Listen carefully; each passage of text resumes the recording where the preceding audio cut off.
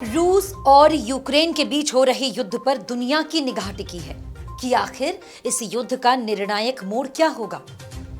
दो दौर की वार्ता विफल रही और तीसरी होने की बातें सामने आ रही हैं। पर क्या वाकई में उससे भी कुछ हासिल होगा? यूं तो दुनिया को पता है कि रूस एक परमाणु शक्ति है, चाहे तो दुनिया को तबाह कर सकता है। लेकिन इस चुनौती में रूस ने जो एजेंडा सेट किया था, उससे परे यूक्रेन ने उसको अपना दमखम पूरी तरह दिखाने की कोशिश की है। इस युद्ध के जड़ की बात करें, मतलब कि ये युद्ध क्यों हुआ और क्या इस वक्त में, जब हम ग्लोबली इस आयाम पर हैं जहां से युद्ध नहीं, चर्चा और नीतियों से हर मसले को सुलझाया जा सकता है, तो क्या वाकई में रूस, जो कि शक्तिशाली और समृद्ध होने के साथ ही दूरदर्शी सोच वाला देश भी है, तो क्या इस देश ने युद्ध के परिणाम सोचे बिना ही ये युद्ध शुरू कर दिया? क्या वाकई में युद्ध की जगह विचार विमर्श या कूटनीति का रास्ता नहीं अपनाना चाहिए था? और सबसे बड़ा सवाल कि आखिर इस सदी में आकर मसले युद्ध से ही सुलझेंगे और क्यों रूस को आखिरी रास्ता युद्ध ही दिखाई दिया? यूएसएसआर यानी union of Soviet socialist Republican, आखिर यूएसएसआर यानी सोवियत संघ कैसे दुनिया का इतना बड़ा देश बन गया? तो इसका थोड़ा सा इतिहास जान लेते हैं। 1917 में रूस की क्रांति में, जब रूस के राजा जार राज्य करते थे, जिनको दुनिया भर में लोग निकोलस द्वितीय के नाम से जानते थे, निकोलस के शासन के दौरान रूस में भयानक क्रांति हुई और इस क्रांति के नायक बने लेनिन। लेनिन ने इस क्रांति को हवा दी और क्रांति का परिणाम था सोवियत संघ, एक ऐसा संगठन जो कि 15 छोटे देशों से मिलकर बना। इन 15 देशों में यूक्रेन और रूस भी शामिल थे और इन्हीं से मिलकर बना सोवियत संघ। लेकिन कुछ वक्त बाद अमेरिका की दखलंदाजी के चलते इन देशों में उठापटक शुरू हो गई और यहीं से शुरुआत होती है रूस यूक्रेन के मनमुटाव की, क्योंकि 1922 में रूस में शामिल हुआ यूक्रेन 1991 आते ही रूस से अलग हो गया और बाकी बचे देश जो यूएसएसआर का हिस्सा हुआ करते थे, वो भी धीरे धीरे अलग होना शुरू हो गए और बट गए इन देशों में। इन देशों के बंटवारे के बाद अकेला बचा रूस। यूक्रेन में 1991 से 2014 तक सब कुछ ठीक चल रहा था, पर बीच में एक सुगबुगाहट शुरू हो गई कि यूक्रेन यूरोपीय यूनियन में शामिल हो सकता है।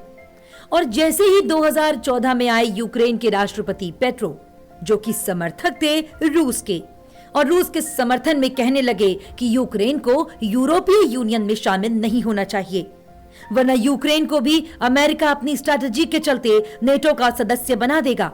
और नेटो की स्ट्रैटेजी होती है मिलकर हमला करना और मारना। और वैसे भी अमेरिका तो शुरू से ही रूस पर नजर गड़ाए बैठा था कि कैसे भी इस संपन्न देश को अपने कब्जे में ले। रही बात नेटो की, तो इसमें कुछ खास यूरोपियन और अमेरिका वाले देश हैं जो खतरनाक हैं। अभी इस नेटो संगठन में करीब 30 देश शामिल हो चुके हैं, पर 1922 में इसमें करीब 15 देश ही हुआ करते थे। इसी दौर में यूक्रेन यूरोपीय यूनियन में शामिल होने के लिए तैयार था और वजह थी यूक्रेन पर यूएस का दबाव, क्योंकि उस वक्त यूक्रेन के राष्ट्रपति थे पेट्रो, जो कि समर्थक थे रूस के, और रूस की इस बात को वो यूक्रेन को समझाने का लाख प्रयास करते रहे कि यूक्रेन को अगर यूरोपीय यूनियन में शामिल किया गया तो नुकसान यूक्रेन का ही होगा। लेकिन ये बात यूक्रेन को नागवार गुजरी और इसके चलते फिर जनता का भी विरोध शुरू हो गया। विरोध के चलते पहले सरकार बदली और ऐसे शामिल हुआ यूक्रेन यूरोपीय यूनियन में। यूक्रेन के यूरोपीय यूनियन में शामिल होने से रूस नाराज हो गया और 2014 में यूक्रेन के निचले हिस्से क्रीमिया पर हमला किया और कब्जा कर लिया। इससे जो फायदा हुआ रूस को, वो ये था कि इसने काला सागर के एक हिस्से अजब सागर पर पूरी तरह से कब्जा कर लिया। उस वक्त किसी भी देश की हिम्मत नहीं हुई रूस का विरोध करने की। क्रीमिया पर कब्जे के साथ ही रूस ने जलसेना की मदद से काले सागर पर भी अपनी धाक जमा ली और ये सब देखकर उस समय पर अर्थव्यवस्था का ढांचा कहे जाने वाले G8 देश बौखला गए और रूस पर दबाव बनाने की कोशिश करने लगे।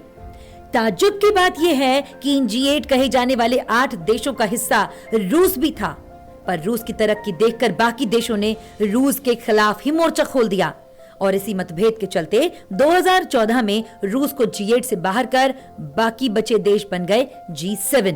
यूक्रेन के इस फैसले से रूस से बाकी देशों की जो उठापटक शुरू हुई, उसके चलते यूक्रेन ने कहा कि अब बातचीत के जरिए ही मसला सुलझाया जाएगा और यूक्रेन भी ध्यान रखेगा कि अमेरिका का प्रभाव यूरोपीय देशों पर ना पड़े।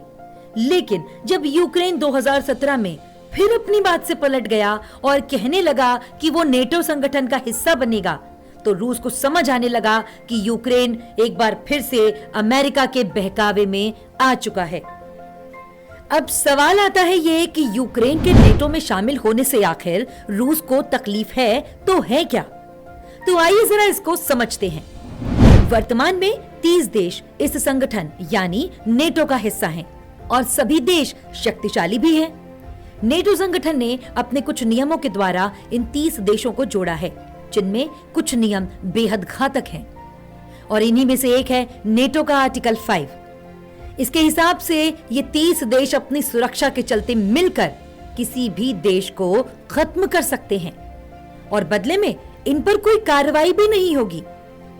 इसके अलावा अगर इन 30 देशों में से किसी भी देश पर कोई और देश हमला करेगा तो बाकी के देश उसे मिलकर खत्म करेंगे। अब बात आती है असली पेच फंसा कहाँ है। असल में अगर यूक्रेन नेटो का सदस्य बन जाएगा तो नेटो के सभी देश उसे मिलकर मारेंगे। तो इस लिहाज से यूक्रेन जब नेटो का सदस्य बनेगा तो अमेरिका की सेना यूक्रेन में भी आ सकती है। बस यही बात है जो रूस को चुभी है। आखिरकार कैसे कोई देश बर्दाश्त कर सकता है कि उसी देश से जो टूटकर बना हुआ हो, वो अपनी जुबान से मुकर रहा हो और साजिश भी कर रहा हो उसी देश को गिराने और कुचलने की? बात तो खटकने वाली है, पर अभी भी सारे पर्दे नहीं उठे हैं। यूक्रेन जो कभी हिस्सा हुआ करता था यूरोप का, आखिर उसमें इतनी ताकत आई कहां से कि वो न्यूक्लियर पावर्ड रशिया को चुनौती दे सके और उसको हराने का दंभ भर सके? दरअसल जुबान भले ही यूक्रेन की है, पर जोश अमेरिका से मिल रहा है, क्योंकि अमेरिका को बर्दाश्त नहीं कि उसके सामने कोई और देश सर उठा कर रहे। वो खुद को दुनिया का आका बनाकर रखना चाहता है।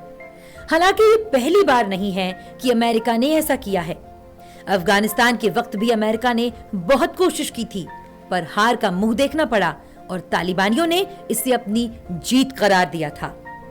ये सीख थी अमेरिका के लिए और शायद इसीलिए इस बार अमेरिका खुलकर सामने ना आकर यूक्रेन के कंधे पर रखकर बंदूक चला रहा है।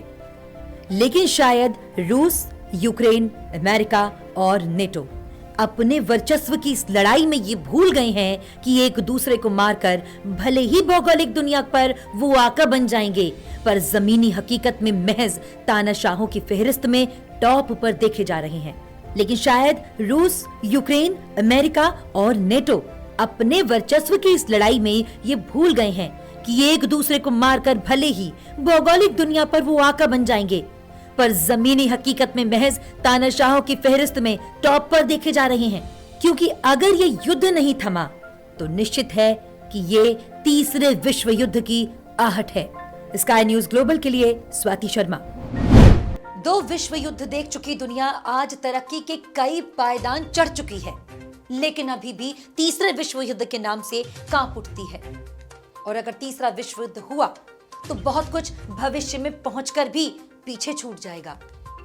युद्ध में किसका फायदा और किसका नुकसान, ये सोचे समझे बिना ही शायद इस युद्ध का आगाज हुआ था, क्योंकि बाजारवाद की जमीन तैयार करने वाले अमेरिका के मंसूबे शायद यूक्रेन नहीं समझ पाया। अगर समझ गया होता तो इस युद्ध को अमेरिका की शह पर नहीं लड़ता, क्योंकि सोवियत संघ विघटन से लेकर इस युद्ध में यूक्रेन को हथियार बेचने तक से लेकर अमेरिका ने सब कुछ बहुत स्ट्रेटजी के साथ किया। बस ये बात केवल यूक्रेन को नहीं समझ आई।